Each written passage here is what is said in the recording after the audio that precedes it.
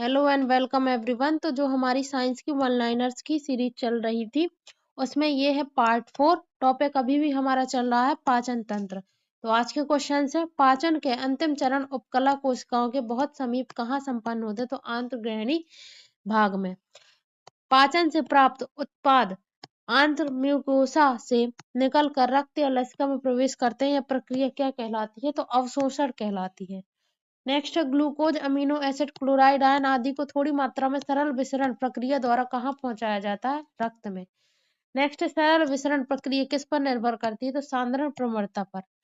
Next glucose और amino acid जैसे कुछ पदार्थ वाहक प्रोटीन की मदद से अवशोषित होते हैं। इस प्रक्रिया को क्या कहते हैं? सुसाध्य परिवहन या फैसिलिटेड ट्रांसपोर्ट। किस परिवहन क्रिया विधि में ऊर्जा की आवश्यकता होती है और यह सांद्रता के विरुद्ध होता है? सक्रिय परिवहन, एक्टिव ट्रांसपोर्ट। वास अम्ल और ग्लिसरॉल अभिलेय होने के कारण रक्त में सीधे अवशोषित क्यों नहीं हो पाते? क्योंकि वे अभिलेय हैं।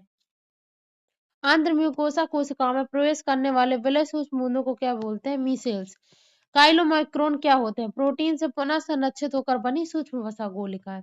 काइलोमाइक्रोन अवशोषण के बाद कहाँ प्रवेश करते हैं? अंकुरों की लसिका वाहिनियों यानी लैक्टील्स में।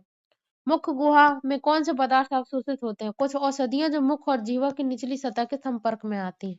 आमाशय में अवशोषित होने वाले मुख्य पदार्थ कौन से हैं? जल, साधारण शर्करा और अल्कोहल। पोषक तत्वों के अवशोषण का प्रमुख अंग कौन सा? छोटी आंत। अधिकांश जल और कुछ खनिज तथा औषधियां कहाँ अवशोषित होते हैं? बड़ी आंत में। ऊतकों में अवशोषित पदार्थों का विभिन्न क्रियाओं के लिए उपयोग में लाया जाना क्या कहलाता है? एसिमिलेशन या स्वांगीकरण। अपचित और अवशोषित भोजन मलाशय में पहुंचने से पहले किस अवस्था में होता है? अर्ध ठोस होकर संबंध मल बन जाता है।